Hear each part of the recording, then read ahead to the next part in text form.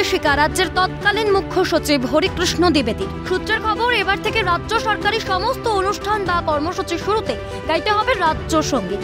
মুখ্যমন্ত্রীর নির্দেশ অনুযায়ী কবিগুরু রবীন্দ্রনাথ ঠাকুরের লেখা বাংলার মাটি বাংলার জলকে রাজ্য সঙ্গীত হিসেবে বেছে নেওয়া হয়েছে।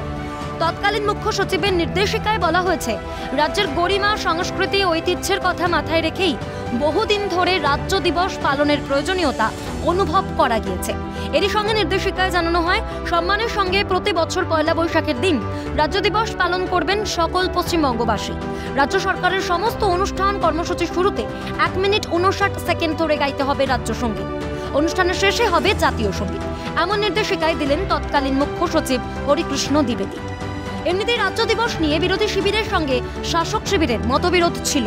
এবার অবশেষে পয়লা বৈশাখের দিন শাসক দলের মতেই তার দিন স্থির করা হলো। সরকারের এই নির্দেশিকাকে কেন্দ্র করে ফের শুরু বিতর্ক। মণি ভট্টাচার্যের রিপোর্ট, ক্যালকাটা নিউজ।